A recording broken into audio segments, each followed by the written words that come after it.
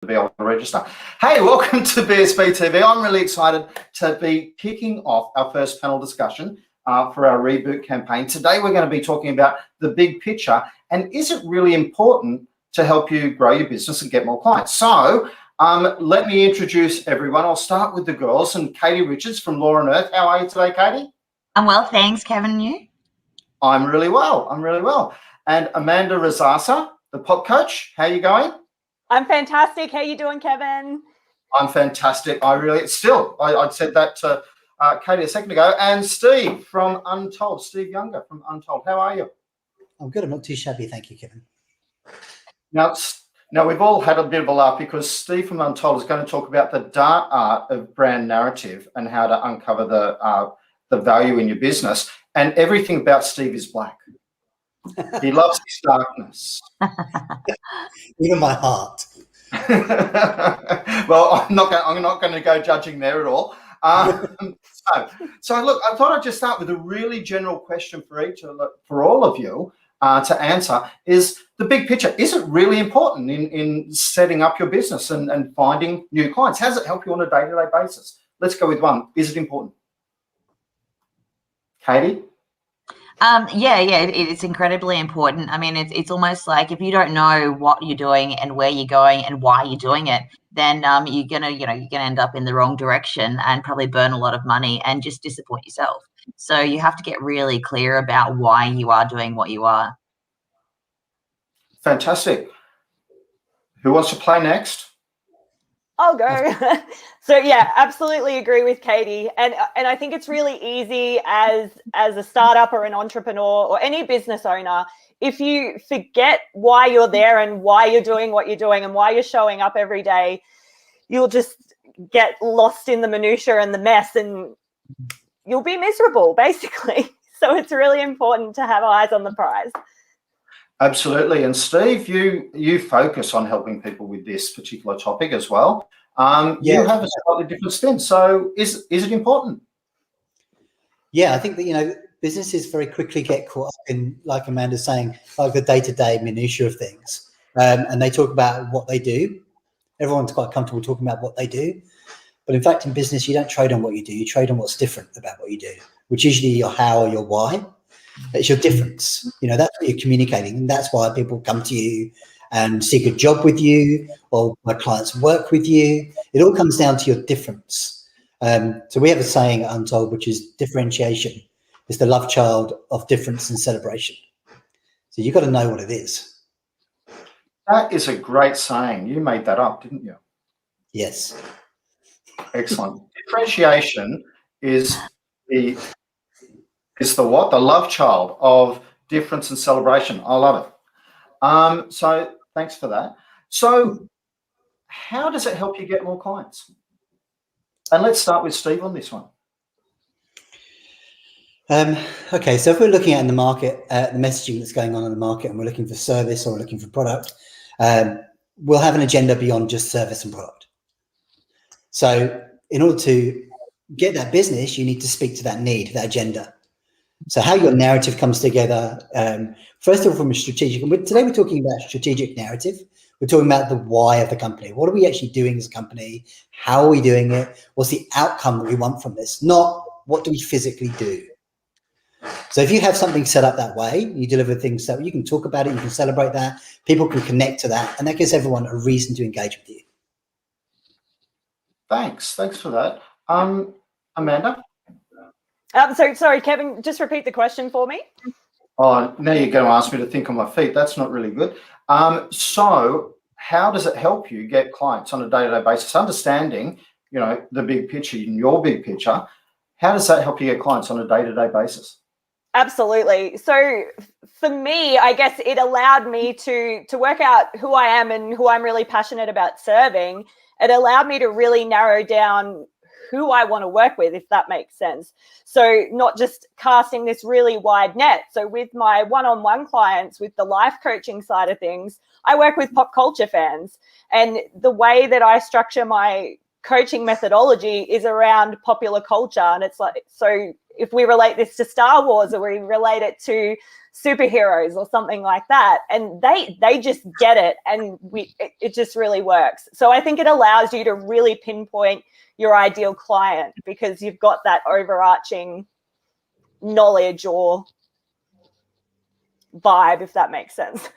Yeah, so understanding your big picture actually helps you focus more on the market that you're wanting to serve from your point. Exactly. Yeah. What about for you, Katie? I know for you it's a very different story.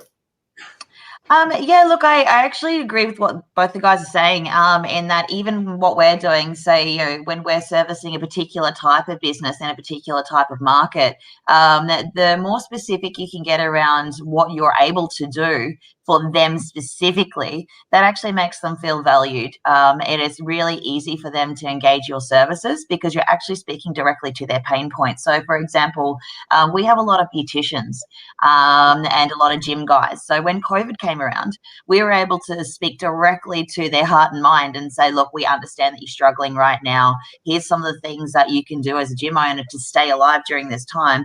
We'll help you draft this document. We'll help you do that. If you have any kind of these kind of claims come in, come to us straight away with them. Don't stress about them. Just split them straight to us and then we'll work it out. So it's just actually really solving that pain point, not just generally, but specifically at the time they're going through for the needs and, you know, whatever they actually need to specifically address at that moment. A lot of the time, a lot of the market's also experiencing the same kind of issues.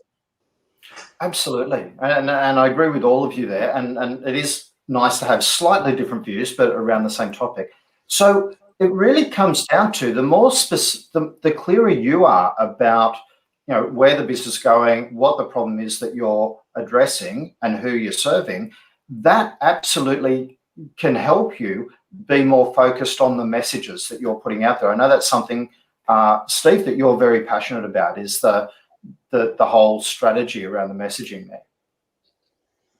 Yeah, sure. Getting the messaging is right. Understanding that as well, from just in addition to what you were saying there, I think understanding your approach and who you've got in your team and your culture is actually key to getting that right, almost more so than what service or product we're offering, because often the service and products, they're not hugely different.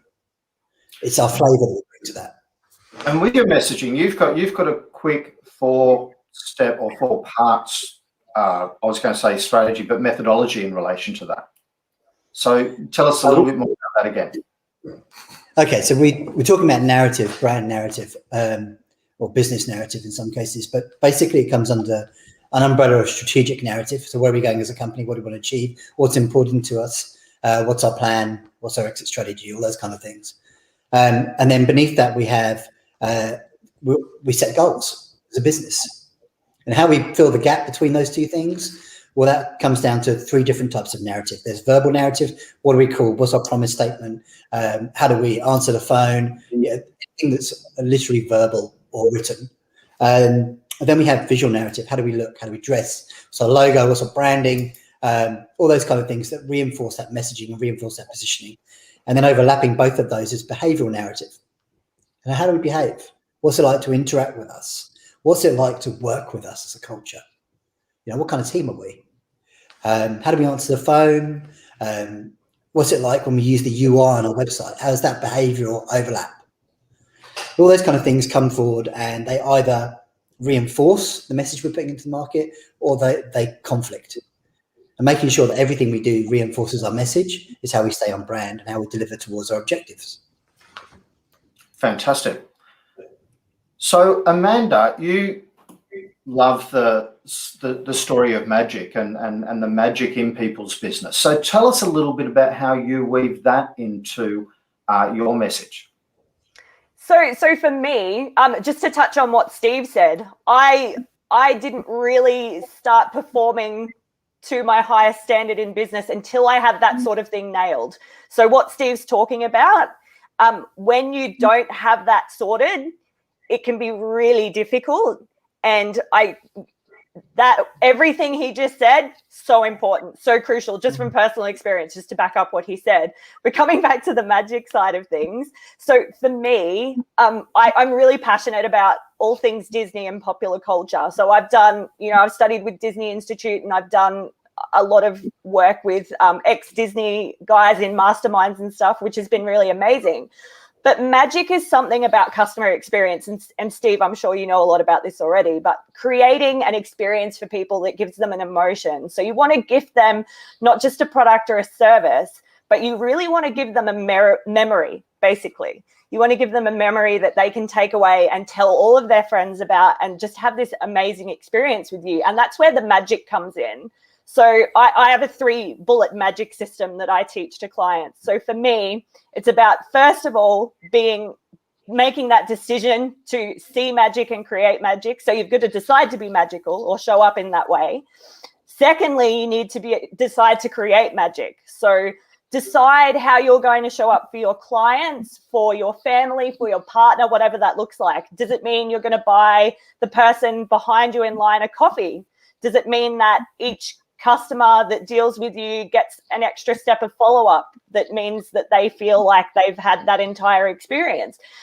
I could go on for ages, so I'll stop there. The third is essentially deciding to seek magic or see it out in the wild. So it's fine for us to be able to create it from ourselves, but when things are tough or when you're looking for opportunities, it's really important to be able to find it out there in the world as well. While you were talking there, I had, Russell Crowe from Gladiator being told, it's not about just killing them ruthlessly, it's about the entertainment of it. I don't know what that's exactly. going to be. But, no, totally. That's on point for sure.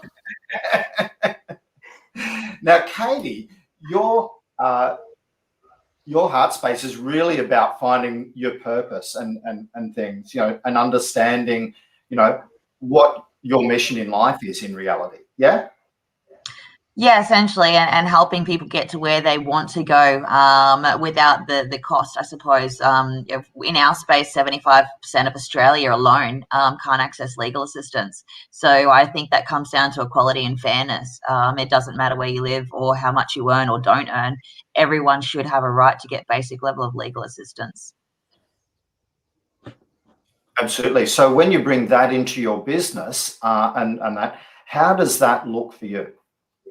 So for us, it's really about focusing, constantly going back to that initial purpose element and making sure that everything we do from a tech or a user experience side all links back to making it an easy way for people to trust us, to help them through the process. Because it's not about us being their hero. We get them to be their own hero, but we're their guide along the way. And that we actually had to rethink about our own branding recently and get back to the customer again, being that hero position and us being the guide. Because I think eventually people were pitching us as the actual hero in the story, but we're not. I think, when you're really clear about what your actual purpose is, you have to constantly recenter what you're doing, because it's easier to get distracted by shiny things in business. And if you're clear on that, and it's like, okay, well, let's just revisit that each month and make sure that the things that we've been working on and the wins that we're having are actually getting us towards the direction we want to go to solving that, that problem, which is the core of our purpose.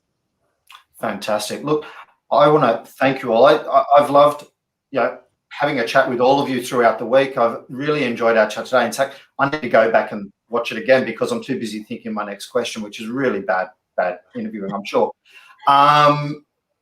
So I'm going to jump off here and do that. But thanks, guys. Thanks very much. All your workshops next week, there is in the comments, there's how you can register for each of these presentations, and I'll be sharing that with you guys. If you could stay on when we close this down, I'll share how you can do that. So, but thanks very much for being part of our reboot campaign, and particularly the refocus and helping people come back to why they got into business in the first place and how they can help their clients. So thank you very much for being part of it. Thanks, Kevin. Thanks, everyone.